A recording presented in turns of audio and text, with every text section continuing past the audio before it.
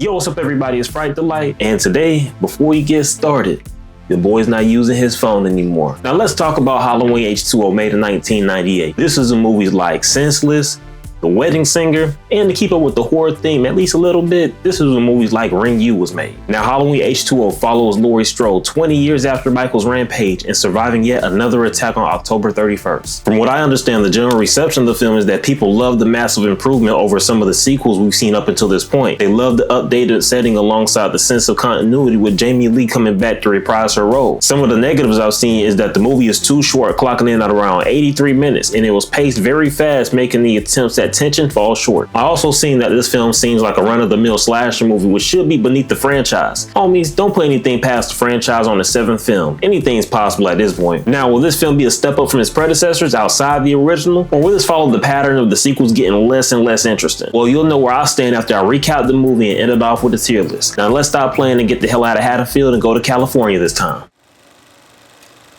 The movie starts off with a lady walking to her home realizing it's been broken into. She nopes herself out of there getting help from Jason. Oh, never mind, it's the neighborhood kids. They help out Marion and let her inside their crib to call the cops. Jimmy calls them and says they'll be there in 15 minutes. Then asks Marion why she's smoking a cigarette in the house like that shit don't stink. Well, he didn't say it like that, but he should have said something. Anyways, Jimmy decides to check the inside of Marion's house before the cops come and find nothing but a couple of beer bottles from her fridge. He walks out of there and tells Marion somebody went into her office and did a number on her kitchen before dipping out. She gets into the office and realizes it was Laurie Strode's file that was taken. That's when some weird things start happening, like a door opening on its own. She hell nods her way out of there right into another situation, finding little Jimmy with an ice skate to his face and his friend that got cooked too. In that same moment, Michael Myers gets a kitchen knife and puts it in kill mode. Marion ain't playing around though and gets him over the head with a hockey stick. The cops arrive, but Marion forgets to double tap him and gets caught from behind. Michael pulls off listening to When I See You by Fantasia before we cut to the next day in Summer Glen, California. My girl Laurie Strode talks with her son John about a field trip, telling him he can't go. Through the dialogue, you can tell she's been an overprotective mother his whole life and he's getting sick of it. After that disappointing conversation, John gets to the school and links up with his girl Molly and some of the other homies like Sarah and her boyfriend Charlie. They ain't getting into much, so let's see what Michael's up to. Looks like he caught a flight and has been waiting for a moment like this. A mother and daughter pull up to use the rest stop bathroom. Michael doesn't waste any time and yoinks her purse for the keys. He drives off without blood on his hands, this time making his way to where Laurie is. Speaking of Laurie, she's the head mistress of the private school her son John is getting into. She also changed her name to Carrie Tate to get as far away from her past as possible. Carrie Tate gives a speech, then heads off with a secret boo thing to lock lips with him for a bit. His name is Will, and he's a counselor at the school. They plan a date for later before heading back to work. Back with John, he walks in on Ronnie, the security guard, who is an aspiring author reading his erotic novel to his wife. John begs him to leave and pulls at his heartstrings to make that happen. John thanks him and heads out right around the same time Carrie meets up with Will for their date. The two talk for a bit and Carrie starts getting emotional, asking Will if there's something so horrifying that a person goes through that they can't come back from. He looks at her, then hits her with a Rick Grimes type quote. But we can still come back.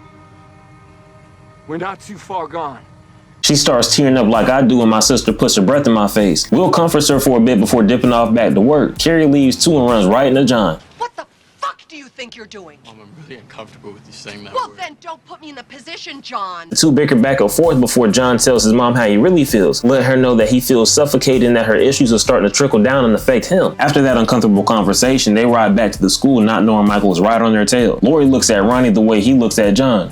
Disappointed. When they get back, John invites his girl Molly to the school basement to show her where the surprise Halloween kickback is going to be since he couldn't go on the field trip. The nice gesture with the flowers gets her feeling funny down there, so the two kiss before going back to class. During the lesson, Molly happens to look outside and see Michael during one of his peeking sessions. She gets called by Miss Incognito Carrie but bodies the question right before the bell rings. As everyone leaves, John and his boo thing flirt for a bit before his mom calls him over to let him know that he can actually go on the field trip. Now this makes her feel a lot better while at the same time making him feel worse. Well, not that much worse, because when he walks out, he tells Molly he ain't going to that shit. So as the buses pull off, Carrie sees them off and gets jump scared by Nora, played by one of the OG triple OGs in the game, Janet Leigh, better known as the Scream Queen of Psycho.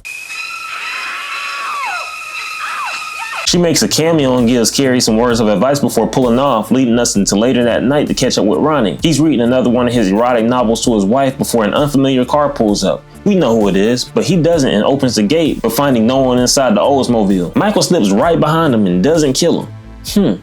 It must be because of the one black guy quota. Ronnie gets back on the phone with his wife to let her know about the quota while Michael's in the back debating going against it or not. He goes to check the rest of the campus while we cut to Carrie finally getting off work and almost having a heart attack as she sees what she thinks is Michael walking towards her. It's actually Will making his rounds around the school before asking her to spend the evening together. She agrees, and just before they hang, he checks on Molly and Sarah in a way that makes me wish they all had more screen time together. Well, we thought we'd hit the town, pick up some guys, drop some roofies in their drinks, have a whole date rape evening. Huh, sounds good. Care to join us? I can't. I'm having my nipples pierced. He pulls up to Carrie's crib, and I'm starting to think that this is the school where almost everyone lives on campus. As the teens get the food, drinks, and lighting ready for their Halloween kickback, Carrie and Will are having an intimate moment when she decides to break the news to him that her name isn't Carrie Tate, it's actually Laurie Strode. I don't know why she waited until Will was gonna bust open them cheeks to tell him, but hey, at least she got it off her chest. As she's talking, she realizes Michael didn't come after her until she turned 17, which is how old her son John is now. Laurie starts to panic and rushes to call John, but when he doesn't pick up, she grabs the tool walking towards the front door. This is when she's met with Ronnie. He lets her know that there's a random car parked out in front but couldn't find anybody, making her more paranoid. They all leave to check the rest of the campus while we cut to Sarah and Charlie hugged up on each other. Then Charlie dips off upstairs to get the corkscrew. He makes his way all the way up there and immediately gets the corkscrew stuck in the garbage disposal. He cautiously takes it out and walks right back into Michael.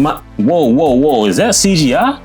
For a mask? Anyways, after Michael cooks Charlie, he makes his way down to where Sarah is. She nervously walks around making her way to the kitchen, opening the dumbwaiter and finding Charlie with his neck sliced open. As she rushes back in shock, Michael pops around the corner like a kid at the end of the hall and makes his way towards Sarah. He gets her in the leg before she shoots up to the top half of the kitchen to get away. Michael cuts the rope, causing the entire weight of everything to collapse on Sarah's leg just as she's getting out. The noise gets the attention of John and Molly, but they don't get there in time, and Michael takes full advantage with some of the fakest knife stabs I've ever seen from him. It's almost like he doesn't want to kill in this movie. At this point, John and Molly make their way to the kitchen, finding a trail of blood on the floor leading to the pantry, finding Sarah hung up like a Halloween decoration. The two panic, dipping out of there quick, but as they're running, Michael pops out of thin air and snatches Molly out her shoes. John saves her by trying to open up a can of whoop ass on Michael, but the pack is stale. He ends up getting stabbed in the leg. Molly returns the favor and whacks Michael over the head with a brick, allowing the two to escape. They don't get too far before Michael gets back up and continues the chase. The two unlock the door just in time to stay outside of Michael's grasp, but this girl Molly dropped the damn keys and Michael notices. He puts key after key into the lock while the two panic, not being able to get through the second door. Just as he gets the right key, my girl Laurie opens the door and saves the day, letting them inside and also coming face to face with Michael Myers. He disappears right before she has a chance to unload on his ass. Laurie and the rest rush upstairs, then gets her son and Molly to hide while she and Will check the rest of the campus. As the two make their way around, Laurie tries to stop Will from helping her and tells him that she should do this on her own. At the same time, Ronnie walks around the corner. He tells her, hold that thought, and says, Michael might be scared of that black guy quota, but I'm not. He sends bullets flying, and as they walk up to check the body, Michael pops up behind Will and stabs him while saying, I heard you been talking shit. Talk that shit now. Laurie is shaken but finds the strength to run away. It doesn't take long for Michael to catch up to her, but she pulls a fast one and whacks him over the head with a fire extinguisher. Michael doesn't take long to get up and continue to chase before the three survivors get in the car and pull off just in time. She pulls up to the gate and opens it, then lets John and Molly know she's gonna put an end to Halloween once and for all. With a little bit of pushback, the two reluctantly agree to drive off, leaving Laurie on campus with the shape for a final showdown. Laurie isn't the damsel in distress she was in the first film. She's had enough of this shit and is on a warpath to end Michael's ass once and for all. After grabbing the fire axe, Laurie walks into the building. While she's roaming through the hallway, Michael slips behind her like a Vietnam soldier and tries to take her out. He couldn't get the jump on her and they both end up hitting each other in non-vital areas. Laurie loses the axe and makes her way to hide under some tables? Okay. Not long later, Michael shows up standing on the table like Goku stood on Nappa's head. Michael's been flexing this whole time, but now he's tired of it and wants to finish the job. Well, Laurie isn't going down without a fight and stabs him with the school flag, running off into the kitchen. Barely fazed by the wound, Michael follows her, getting through all the knives being thrown at him. She gets away again and Michael follows her, but this time she catches him off guard and stabs him, weaves his knife swing, then continues to puncture him until she falls over the balcony. Laurie's not done yet, slowly walking down the stairs to hit him with a double tap. She gets stopped at the last second by my boy Ronnie. Looks like the bullet didn't kill him and only grazed his head. We transition to sometime later that night. Cops arrive, Ronnie figures out he's gonna write an erotic thriller, and Michael's in the body bag, but Laurie isn't satisfied and swipes a gun from one of the officers, robbing them from Michael's body. She drives out somewhere far off campus, and in the midst of that, Michael starts to reawaken. He gets himself out the body bag with ease and goes after Laurie, but she slams on the brakes, making him fly through the windshield onto the road. She's nice enough to let him get up before making roadkill out his ass. In the process of doing that, she sacrifices the van, getting tossed out as it crashes downhill. The van crashes right on Michael's spine, pinning him down. Laurie stumbles her way back to the crash site, finding him stuck. She has a brief moment of looking at Michael, and in his eyes, she sees the last 20 years of torment she's been through. With tears running down her face, she gives Michael one last look before swinging the axe, chopping off his head,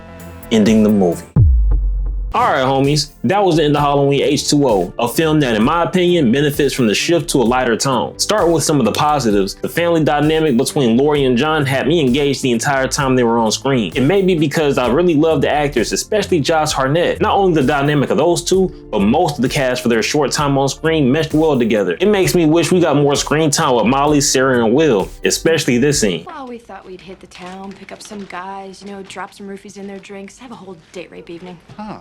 Sounds good. Care to join us? I can't. I'm having my nipples pierced. Even LL Cool J's character Ronnie had me interested and didn't overstay his welcome, as he was the comic relief. To me, he was funny when it made sense. Him being alive at the end felt like a gift to me because going out by friendly fire after getting spared by Michael is a terrible way to go. Another positive I have for the film is the change of scenery moving from Haddonfield to California. Now, this might be a positive because of the Haddonfield fatigue I have from binging these movies back to back, but it's a breath of fresh air to get out of that same mundane spot and see how Michael operates in a different setting. There's nothing wrong with the setting of the previous films, but when you watch 5 other films with the same set and the same premise, they start to become less and less memorable. The setting of the private school makes for a lot of places Michael could hide, even though he usually hides in plain sight. And my last positive is Laurie and her decision to fight back. Instead of continuing to be on the run, she faces her fears after all these years and finally lays Michael to rest. And no, I'm not counting Resurrection as canon, because if I do it, it might taint the way I look at this film, especially the end. I'll have a lot more to say on that in the next video, but when it comes to Laurie, I love the progression throughout the film of her opening up more, coming to terms that if she wants this nightmare to end, she'll have to take matters into her own hands. First, after deep thinking and a conversation with her son, she allows him to go on a field trip she never wanted him to go on. Then she opens up to her man, telling Will of her tragic past and who she really is. Then the confrontation between her and Michael Myers ends the cycle. If you think about it, this movie's about Laurie learning to let go and move on until that weak-ass sequel came out. Now on to the negatives, and there's honestly not that many I could think of outside of some of what the general reception said, like the runtime or the pacing, for example, which is a valid complaint. Also, what I think a valid complaint from me is in this film is the mask. And before I start, I didn't mention how much of an improvement the mask was in The Curse of Michael Myers.